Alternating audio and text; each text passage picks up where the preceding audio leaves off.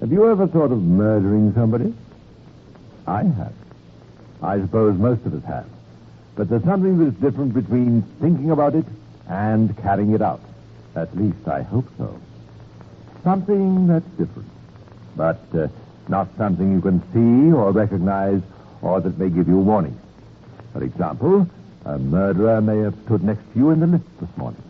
He might be the man who asked you for a light for his cigarette, or sat next to you in the cinema, or shared the same table at a restaurant, or... Anyway, there was nothing to show that he was a murderer. That is where truth differs from fiction. I've acted in a lot of films about murder, read many crime stories. There's always something strange about the man who commits the crime. Something remote, something sinister. As a background, that's sinister, too. An implication of evil is always present. But in real life, the most hideous crimes cast no such shadows before them. The background could be quite cheerful and ordinary, the criminal a simple, prosaic sort of fellow. Now, let us take such a scene and such an ordinary sort of chap going into a post office one sunny morning in the little English town of Boston. And listen. Telegram, please, miss. Thank you. Morning Post. Come immediately. 4:30 train, Waterloo, Bournemouth Central. Something will meet. I'm afraid I can't read this bit here. Where? Let me see. Here. That's car. Car will meet. Oh, yes. Yes, of course. Car will meet train. Extent, no object urgent. You've got it. How much will that be? 2 shillings, please. Just a simple little act, sending a telegram. The girl behind the counter thought nothing further about the man who sent it. Why should she? Would you? No reason why you should. Unless you happen to know, as I do, that 2 days later, the body of a woman was found in a field about 3 miles outside Bournemouth, a seaside resort on the south coast of England. That is where our casebook history begins. The police are inspecting the body. See her clothes, Fred. They're still damp. Stopped wearing it early last night, didn't it? That's right. About 8:30. Must have happened before that, then. Last piece of work. Yeah, poor woman. Somebody made a thorough job of her, all right. Those car tracks show how she was brought here. The car must have pulled up just down the road there. I'd recognize those tire marks anywhere, Sid. Well, we better take measurements of the track and wheelbase, Fred. Not much more we can do till the doctor comes. We'll be along any minute now. It didn't take the police long to discover the identity of the murdered woman. She was Irene Wilkins of Streatham, London. And within a few hours, her widowed mother was then on her way to Bournemouth to see Superintendent Garrett in charge of the case. Irene had been advertising in the paper for a position as lady cook. They answered by telegram, asking you to come down immediately. Where was the telegram from, Mrs. Wilkins? Do you remember? This may be very important. Oh, I remember where it came from, all right. It was from Boscombe. Splendid. Oh, I hope you'll get the brute that killed my poor girl. We'll get him all right. You must be brave and help us all you can. Oh, I'm sorry I gave way like that. But it does seem such a shame. I wonder if you can remember the date on the telegram. Well, it came Monday morning. Now, that would be the... December the 22nd. This gives us something to work on. Sergeant Harris? Yes, sir? Come here a minute. I want you to go to the post office at Boscombe. Yes, sir. Tell them I want to see the original telegram form that a customer handed in on the 22nd to be sent to this address. Wilkins, Pelmere Road, Streatham. Very good, sir. Boscombe. We've heard that name before, haven't we? And Boscombe is only a couple of miles from Bournemouth. So it didn't take Detective Sergeant Ellis long to get there, nor did it take long for one of the post office clerks to search through the files and find the original copy of the telegram sent to Irene Wilkins. Sergeant Ellis made a quick trip back to Superintendent Garrett's office at Bournemouth. Fast work, Elliot. Now, let's see what we can get from this telegram. Morning Post. That must be the newspaper Miss Wilkins advertised in. Come immediately, 4:30 train, Waterloo, Bournemouth Central. Something will meet. Oh, car. That's what it is. Car will meet train, expense no object, urgent. Signed Carver, Woolbeach House. No, I checked up the name and address, sir. They're both fictitious. Well, that is to be expected. I'd say this was probably written by a man. Notice anything peculiar about the spelling? I did, sir. It's almost as bad as the handwriting. That's pretty awful. Right. He is immediately spelled with an I instead of an E. No E in Bournemouth. And expense with a C instead of an S. This might give us something to work on. Well, the car did meet Irene Wilkins, sir. We've got the measurements. We know the make of tires it was fitted with. Yes, we may be able to do something with that in time. But I think our best line for the present is through this telegram. The handwriting and spelling are distinctive, sir. Put out a general inquiry, see if any more telegrams with peculiar spelling have been sent off lately. If so, get me the originals. Try the Boston area first and work out from there. Very good, sir.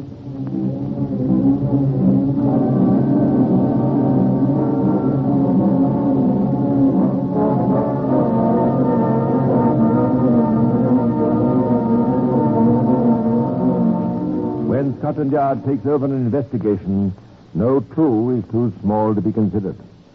Postal headquarters in London were asked to make inquiries throughout all their offices in the British Isles.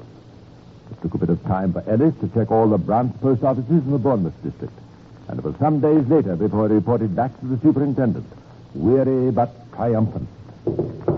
Come in. Ah, it's you, Ellis. Any results? Yes, sir. Not bad at all. 2 telegrams received during the last month with similar errors of spelling. Good. This is the first one, sir. Addressed at Dippenson. Yes, sir. The handwriting matches. Odd name, miss. And sent from Hampstead this time. Advertisement.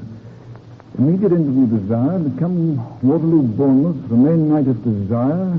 Expenses given. Car will meet train. Signed Mrs. Cooper. Same spelling mistakes, aren't there? Immediate with an I instead of an E. Bournemouth without an E again. If with 2 F's and expenses spelled with a C.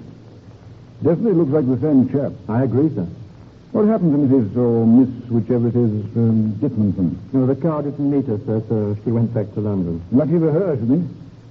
When was this sent? December the 17th. Here's the other one, sir. Sent 2 days later on the 19th to a domestic employment agency. Please send by 5:30 Waterloo to Boston train. Young, pleasant nurse companion for girl of 20. Car will meet train. There's another spelling mistake in this one. Pleasant with no A. In addition, all of them seem to have the same phrase. Car will meet. What do you think about it, Ellis? Well, sir, I think that both telegrams are decoys sent by the same person. You contacted the employment agency, of course? Yes, sir. They sent a letter to the address given, Butler, Boston Grange, asking for more particulars. They got no reply. So did nothing further in the matter. Right. Well, it's back to the Boston post office for you, Ellis. You must be getting quite popular with the young ladies there. No, sir. What? I'm not oversensitive, sir, but I get the feeling they think I'm a nuisance. Well, now's your chance to change all that. Get talking to the clerks and see if you can find one who remembers accepting any of our illiterate friends' telegrams. It's only a small post office, sir, just a man and a girl. The girl seems intelligent. Fine. Off you go. And good hunting. So Sergeant Elliot trotted back to the little post office at Buscombe, and his luck was in. He found Miss Watkins, the girl clerk, there alone. Ellis had not overstated the case. She was intelligent and not reluctant to talk. Quite the reverse. I brought along a copy of a telegram, Miss Watson. One that was sent from this office. Would you mind looking at it and seeing if you remember it? I'll try, but I don't promise I'll recognize it, mind you. I understand that. Here it is. Take a look. We have so many through here, you'd be surprised. They're talking of opening a bigger post office. We've really got more business than we can handle here. Well, come to that, it might have been the other clerk that took this one. Well, now, isn't that funny? After all the excuses I've been making, I do remember taking in this wire. Splendid. Recollect anything about the sender? Now, wait a minute. There was something. It was a man, I'm certain of that. What's he look like? I'm afraid I can't remember much about his looks, Sergeant Ellis, or what he was wearing. Still, there's something about that telegram nagging at the back of my mind. Oh, it'll come, don't worry. And take your time. That's what I find helps most when I'm trying to remember something. Try too hard, it just takes you that much longer. But you say it's important. Oh, it might be. Let me read it again. Morning Post. Come immediately. 4:30 train, Waterloo, Bournemouth Central. Terrible writing, isn't it? Yes. Something will meet. Oh, car will meet. That's it. Of course, I remembered. I knew you would. His voice. I'd remember it anywhere. Now, I'll tell you why. There was that one word I couldn't read. That word car. So I asked him what it was. And he said, car will meet. Now, I don't know why, but his voice gave me the creeps. It wasn't anything he said. I'm just sensitive to voices.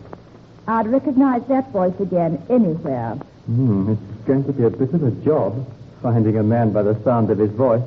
Still, you never know. Well, I don't blame Ellis to you for thinking it was pretty much of a wild goose chase. But as he said, you never know. Meanwhile, other detectives were busy in the Bournemouth-Boscombe area, questioning both owners and chauffeurs of all cars whose general measurements might fit the tracks left at the scene of the crime. And here's where the name of Thomas Henry Alloway comes into our story. He was chauffeur to a Mr. Sutton, who owned a big grey saloon. What were your movements, Mr. Alloway, during the late afternoon evening of December the 22nd last? That was Monday. Being the old man's late night, I went down to the station about 5:30, picked him up, drove him back, and took the car away at 6 o'clock. Do you have your own key for garage? No, there's only one. Mr. Sutton keeps tight hold of it. I locked up, turned the key in like I always do. I see. Then I went into Bournemouth and had a bit of supper at the Duke's Arms and went to the cinema. After that? Came home and went to bed. What else was there to do? Pubs were all closed for then. You seem to remember it all very clearly, considering this happened over a month ago. What's the matter? Is it a crime to have a good memory? Have you got a good memory for spelling? What do you mean, spelling? Here, what are you getting at? Well, did you ever have any difficulty with certain words? I don't know. Well, let's find out. Here, take this pencil and write in this notebook what I dictate.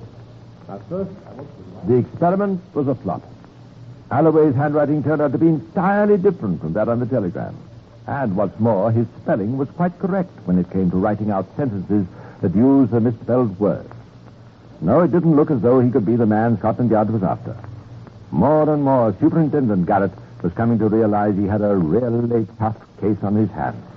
You know, Elliot, we shouldn't have let the postal authorities talk us into publishing those telegrams in the newspapers. Well, sir, it did seem a good idea at the time. It made it a lot easier for them to circularize the details of what we were after. Yes, but it's probably tipped off our murderer to change his handwriting and brush up on his spelling. He's clever, whoever he is. Of course, there haven't been any more telegrams. No. No. Judging from this report, it doesn't look as if Alloway's our man. The car's about the right size, but the tires don't match. He says he hasn't changed them since he put them on himself 4 months ago. What about the owner of the car, Mr. Sutton? Not a chance, sir. Watertight alibi for the whole evening. Ellis, my friend, I'm afraid for the moment we're stuck. Yes, Scotland Yard was stuck. Just for a moment. Then coincidence took a hand, as it so often does in crime investigations. You'll hear about it in just a moment.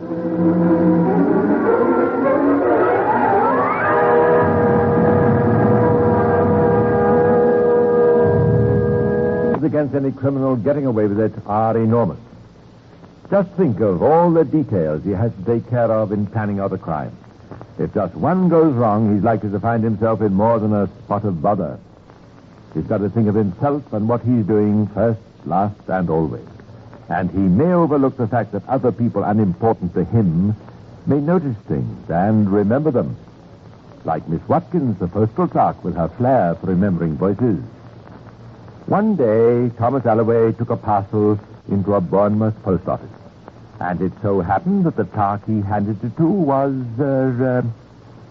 yes, you're right, Miss Watkins, who had just been transferred there from the Boscombe branch. I want to send this parcel. I'm in a hurry. Let me have it. I'll wait. I know that voice. Who is he? An old boyfriend? No fear. Saturday 8 can take me. 8.5. I've got the exact change, I think. Half a tick. Yes, yes. Here you are. And don't punt that parcel around. If you bother to look at it, you'll see it's marked fragile. That's the man who sent that telegram. Quick, come to the window. Yes, he's getting into a car. A grey one. Can you see the license number? LK. Oh, I can't quite see it. LK? 7405. LK 7405. Look out for the counter. I must get on to the police at once. What a bit of luck meeting him. And it was him, too. I'd know that voice anywhere.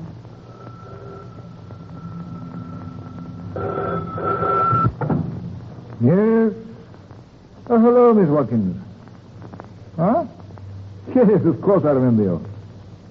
He has? You got the number. Excellent. LK7405. Good work. Thank you. Ellis, there's your friend Miss Watkins. She's recognized the man who sent the wire, and she's got the license number of his car. LK7405. Did it ring a bell? Just a sec, sir. I'll look through these chauffeur interviews. No. Yes. That's Mr. Sutton's car. The chauffeur was Thomas Henry Alloway. That fellow again. We can't charge a man with murder because his voice resembles somebody who once sent a telegram. There's not much support for his alibi, sir. Apart from the car being locked in the garage that night, he could have had a duplicate key made. I'm afraid all we can do for the moment is to keep a very close watch on that gentleman. If he is our man, perhaps he'll slip up somewhere. No such luck. More time went by and nothing happened. And then, believe it or not, another coincidence. Remember, this is a true case, and I'm telling you to exactly as it took place. Another little fact popped up that Alloway hadn't accounted for, because he'd been concentrating on himself at the time. Superintendent Garrett received a call from a man named Humphreys. Now, Mr. Humphreys, tell us your story in your own words. Well, Superintendent, I traveled down to Boston on December the 22nd in the same train as Miss Wilkins. Excuse me, you didn't know Miss Wilkins? No, but I recognized her photograph later in the paper. Although by that time, there was nothing much I could do about it. But I don't follow. Well, I'll explain. I'd come to Boston to spend the night with friends just before a business trip I was taking abroad. Next day, early, I took the train to Southampton and went on board the boat. I probably wouldn't have seen the papers at all, except that we were late in sailing, and my cabin steward brought on board an early afternoon edition. I see. That explains a lot. Yes. As a matter of fact, I didn't see the paper until after dinner that night, and we'd been at sea several hours. Right, go on. Well, of course, I was horrified to read what had happened. She was a nice-looking girl. But there didn't seem to be anything I could do, so, well, I'm afraid I just left it at that. Too bad. Still, I quite understand. Now, to come back to the day of the murder, you say in your letter that you saw Miss Wilkins get into a car. Yes. When we got off our train and were having our tickets collected, I was standing right behind her. That's when I noticed her hat. Mm-hmm. I saw her into this car, and I noticed it particularly because it had a peculiar luggage rack, a design I hadn't seen before. That may seem odd to you, but I must explain that I'm a motor car body designer by profession. So naturally a detail like that would catch your eye. That's it. But I didn't notice the license number of the car. And it wasn't until the day before yesterday that I came back on a visit to Boston. And by a strange coincidence, yesterday I spotted that same car again, recognized it at once. By the luggage rack? Yes. The whole thing came back to me in a flash. And this time I took the number as the car was past me. My friends told me the case hadn't yet been cleared up, and so I immediately wrote to you. That's very interesting indeed, Mr. Humphreys. I think this evidence may be of great value to us. Now, just one more thing. You see this pile of ladies' hats on the table? Can you identify any one of them? Yes. This one. The girl I saw get into the car was wearing it. That's the hat found beside the murdered body of Irene Wilkins.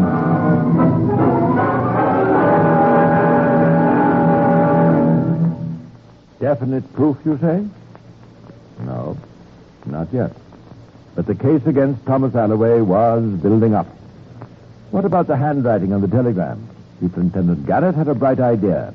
He needed something written by Alloway before the time of the murder, and was able to obtain the application form Alloway had filled out for his chauffeur's driving license. Would they match? They did. Perfectly. Proving beyond a doubt that Alloway had disguised his handwriting during the police test. somehow, we'll never know how, Alloway learned of this new development, and knowing that he'd been closely watched for weeks, it was too much. He cracked. He forged his boss's signature to 6 checks and bolted.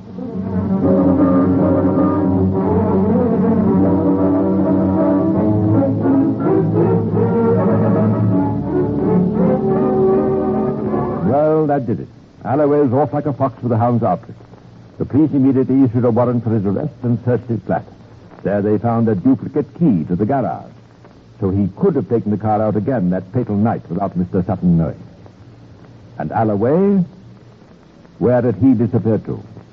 How on earth do you find one person among 45 million? You and I couldn't do it on our own, but if we had a vast organization like Scotland Yard behind us, it would only be a matter of time before we found our man. And so Superintendent Garrett wasn't too surprised when he got a telephone call from the police at Reading. That's 90 miles away from Bournemouth. Hello. Superintendent Garrett here. We've got some good news for you, Superintendent. This is Reading Police Headquarters. We've picked up Thomas Alloway. Oh, nice going. How'd you pick him up? He came into a garage here. Wanted a job in a mechanic. We'll bring him along to you. Sounds simple, doesn't it? But I'm sure you can imagine the many hours of patient work and the hundreds of inquiries that finally resulted in Alloway's arrest.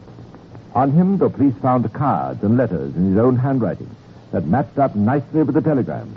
As Superintendent Garrett put it, a distinctive, ugly scrawl as nasty as the man himself. Looks now as though we've got an open and shut case of it. And there's just one thing more.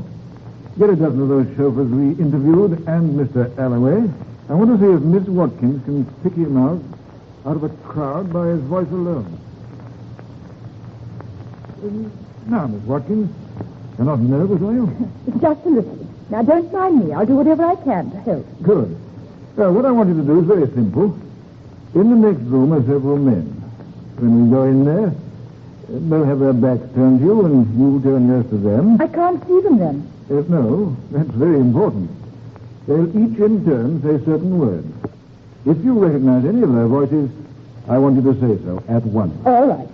Ready? Yes. Now then, just stand here, facing the wall. All right, Ellis. Carry on when you're ready. Very good, sir. Will you read the words written on this card? Car will meet. Second man. Car will meet. Third man. Car will meet. That's the man.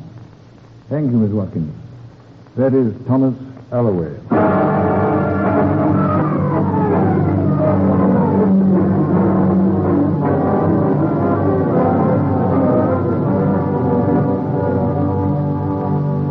And without any doubt, Thomas Alloway was a clever man in several ways. But like every other human being, he unfortunately had his weaknesses. If you set out to plan a crime, and I hope you don't do it very often, you should always make allowances for the unexpected. Alloway didn't.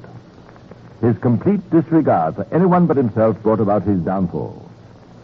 When brought to trial, Alloway put up a bold defense in spite of the overwhelming weight of evidence produced by Scotland Yard. The vital and decisive moment came while Alloway was in the witness box being questioned by the counsel for the prosecution. Now, Mr. Alloway, there are certain words I want you to spell, and I want you to be very careful. All right, go ahead. The first word is Bournemouth. Will you spell that, please? Bournemouth. Thank you. And now, expense. The word expense. EXPENSE. Right. Next, immediate. IMMEDIATE.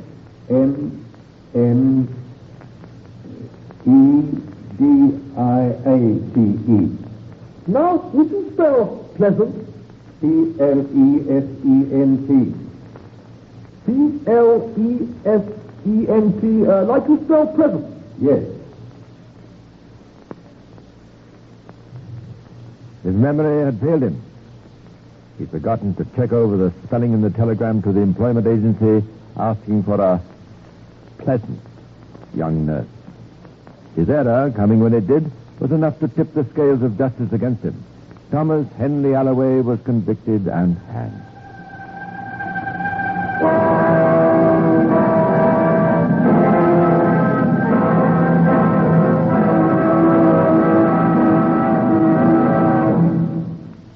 We've called this case Accurate Spelling is Essential. Of course, you say, if Alloway hadn't been a poor speller, he might have got away with murder. But there are more ifs in the story than that one. If Humphreys hadn't been a motor car body designer, he probably never would have noticed that luggage rack on Alloway's car, and so wouldn't have remembered it. If he hadn't left on his business trip when he did, his evidence would have been available immediately after the murder. If the police hadn't been forced to concentrate on the only other evidence they had, the telegram sent by Alloway to his victim, they might never have discovered Miss Watkins, the postal clerk. If she hadn't had a special talent for remembering voices, she might never have noticed Alloway. I think you'll agree with me that the long arm of coincidence played a large part in this case. For if none of these things had happened, as and when they did, the murderer of Irene Wilkins might never have been brought to justice. By the way, are you good at spelling? I'm not bad, but after listening to this case, I'm sure you'll agree that it's always wise to keep a dictionary handy. In the next case I shall be telling you about, coincidence plays no part at all. But that's the next time. Now, until we meet again, I must close this casebook of the secrets of Scotland Yard.